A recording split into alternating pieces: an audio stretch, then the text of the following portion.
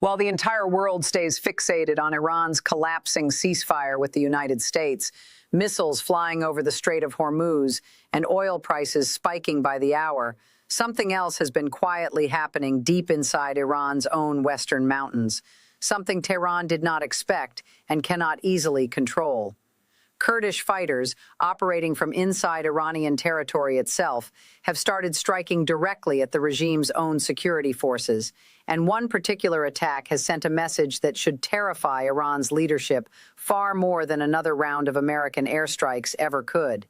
A brand new Kurdish militant group calling itself Zori Hiwa, which translates to Son of Hope, claimed responsibility for an attack in the western city of Paveh that killed 2 members of Iran's Islamic Revolutionary Guard Corps, 2 dead IRGC fighters, killed not by American drones, not by Israeli jets, but by a Kurdish group operating inside Iran's own borders, one that did not even exist as a known name in this conflict until recently.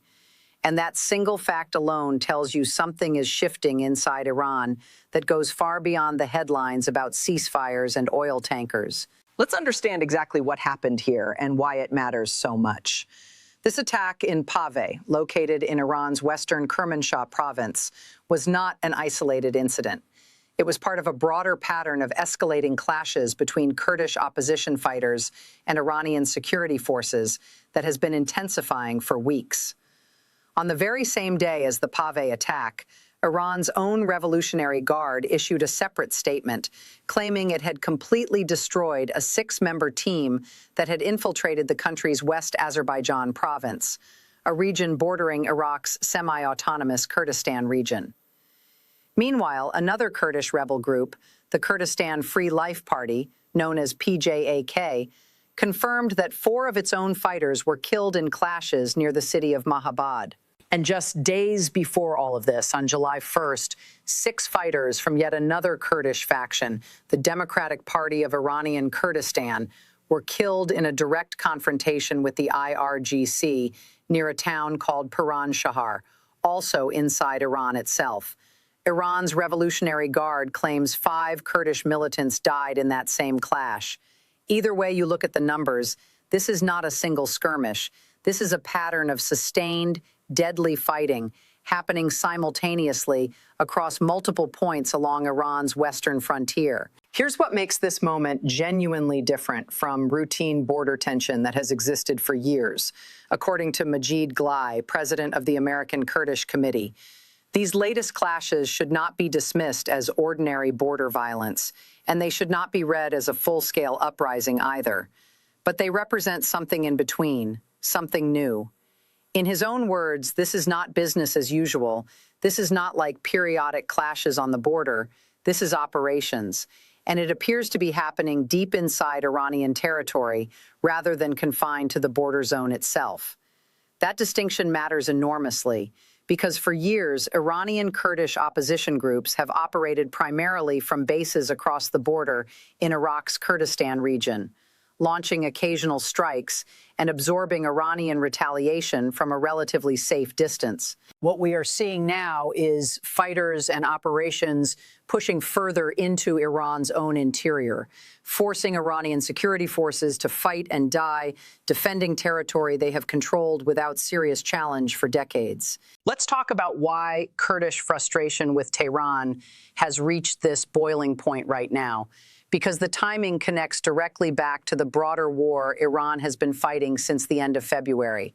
When the United States and Israel launched their coordinated military operation against Iran earlier this year, Iran responded in part by carrying out hundreds of drone and missile strikes, specifically targeting exiled Iranian Kurdish militant groups based across the border in Iraqi Kurdistan, killing at least 10 of their members during that campaign alone.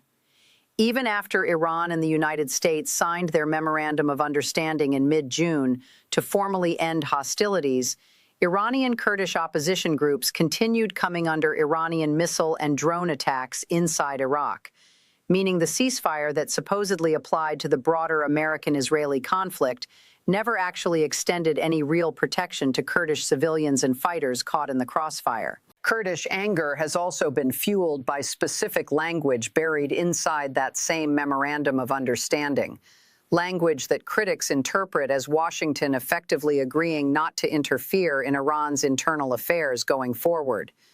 For Kurdish groups who had, at various points during this war, been quietly encouraged by American and Israeli officials to consider joining a broader ground offensive against the regime, that language felt like abandonment, a green light handed to Tehran to deal with its Kurdish opposition however it saw fit, without fear of outside interference. And Tehran has responded to this rising Kurdish activity with exactly the kind of aggressive countermeasures you would expect from a regime that views this movement as an existential internal threat.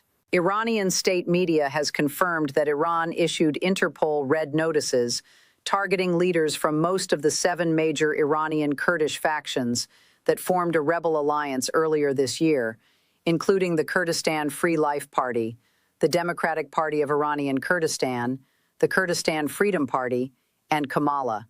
In what may be a directly related act of retaliation, a senior member of the Kurdistan Freedom Party, named Soran Mohammadzadeh, was assassinated in Erbil, inside Iraqi Kurdistan, on July 2nd, an operation that many observers immediately linked back to Iranian intelligence services reaching across the border to eliminate opposition leadership on foreign soil. Iran is also actively pressuring the Iraqi government to enforce a 2023 security agreement between the two countries, an agreement that calls on Iraq to fully disarm Iranian Kurdish parties positioned along the border, essentially asking Baghdad to help dismantle the very groups now launching operations deep inside Iranian territory. Now, here's where this story gets genuinely fascinating from a strategic perspective. Because one particular Kurdish faction, PJAK, made a very deliberate point of publicly reminding Tehran of something significant. In a statement responding to the killing of its fighters, PJAK's armed wing pointed out that during the entire American-Israeli war against Iran earlier this year, it had deliberately refrained from carrying out any military operations against Iran and had maintained strict neutrality throughout the conflict. Even when the Iranian regime was at its weakest, the group declared, we adhered to our own independent course. Think about the significance of that statement.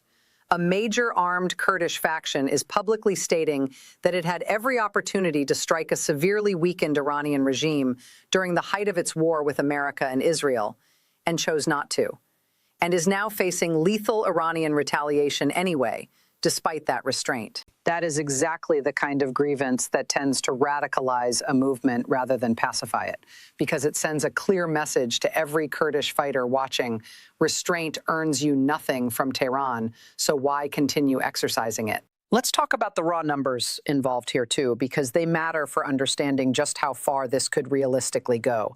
According to regional analysts, Iranian Kurdish opposition groups based across the border in Iraq may number no more than roughly 1,000 lightly armed fighters, a force that lacks what one expert bluntly described as real support among Iran's broader Kurdish population.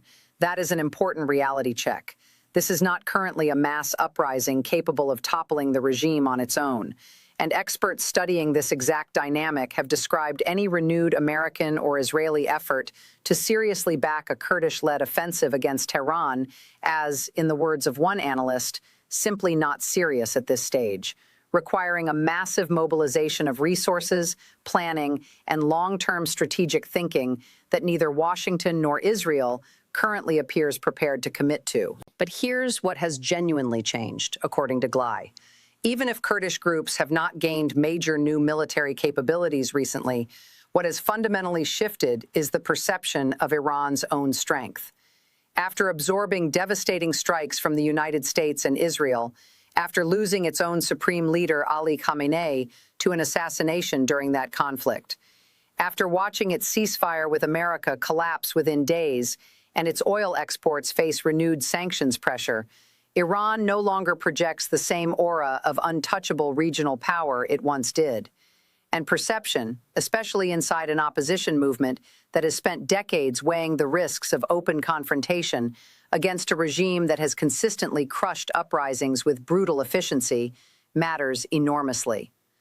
A regime that looks weak invites exactly the kind of emboldened, opportunistic strikes we are now watching unfold in Paveh, in Piranshar, in Mahabad, and across West Azerbaijan province. There's also a deeply uncomfortable historical layer to this entire story that Kurdish fighters themselves are almost certainly weighing right now.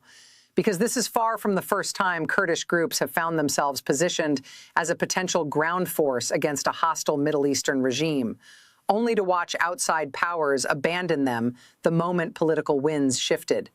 From the mountains of Iraq in 1991, when Kurdish uprisings encouraged by Washington were left to be crushed by Saddam Hussein's forces, to more recent betrayals in Syria, the pattern has repeated itself again and again.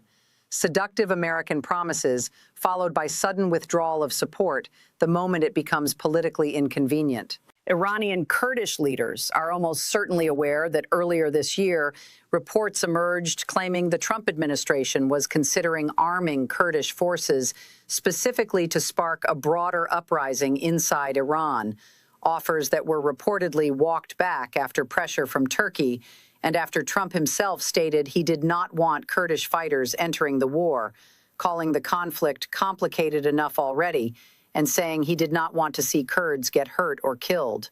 That kind of on-again, off-again support is exactly the pattern that has burned Kurdish movements before, and it raises a critical question hovering over everything happening right now. Are these fighters operating with any real expectation of sustained outside backing, or are they acting largely on their own, driven purely by decades of accumulated grievance against a regime that has never stopped targeting them? According to Mohammed Salih, a senior fellow tracking this exact situation, Iran considers Kurds an important opposition actor with genuine potential to lead or significantly contribute to future activities against the regime. But he was careful to note that meaningful, sustained cooperation between Kurdish groups and outside powers would likely require both a renewed conflict between the United States, Israel, and Iran, and credible guarantees that Kurdish fighters would actually receive sustained air protection if they committed to a full ground offensive. Right now, he pointed out, there is little indication that either of those conditions currently exists. In other words, the fighters currently striking IRGC positions inside Iran appear to be operating largely without any guaranteed backup, taking on one of the most entrenched security services in the entire Middle East, using little more than their own resolve and whatever weapons and coordination they can manage independently. So what does this all mean for where this situation goes from here? Iran now finds itself managing a genuinely uncomfortable two-front problem, a collapsing ceasefire and renewed strikes from the United States on one side, and a resurgent, increasingly bold Kurdish opposition striking directly at its own internal security forces on the other. Neither front alone appears capable of toppling the regime. Kurdish forces remain too small and too divided, and American appetite for a full-scale ground campaign inside Iran remains limited at best. But together, these two pressures compound each other in ways that genuinely matter. Every soldier and resource Iran diverts towards suppressing Kurdish uprisings in the West is a soldier and resource not available for whatever comes next in its confrontation with Washington. And every dead IRGC fighter killed by a group most people outside the region have never even heard of adds another crack to the image of total control Tehran has spent decades projecting to its own population. What happens next passes heavily on questions that remain genuinely unresolved. Will Iraq's Kurdistan regional government, under mounting pressure from both Tehran and Baghdad, actually move to disarm these Iranian Kurdish factions operating from its territory, cutting off their primary base of operations? Will the newly formed group behind the Paveh attack, Zori-Hiwa, continue carrying out strikes deep inside Iran, or fade as quickly as it emerged? And will Washington's own posture toward Kurdish forces shift again if its confrontation with Iran continues escalating, reviving talk of coordinated support that has been floated and withdrawn multiple times already this year? One Kurdish political figure summed up the movement's likely path forward in blunt terms, insisting that Kurds will not simply become victims. and that the Kurdish struggle will continue politically, diplomatically, socially, and through legitimate self-protection when necessary, regardless of whatever outside powers decide to do. So here's what I want to know from you watching this right now. Do you think this Kurdish resistance inside Iran grows into a serious internal threat to the regime, or does Tehran successfully crush it the same way it has crushed previous uprisings for decades? Drop your take in the comments below, and if you want to stay ahead of every new front opening up in this rapidly evolving conflict, make sure you subscribe and turn on notifications so you never miss the next update.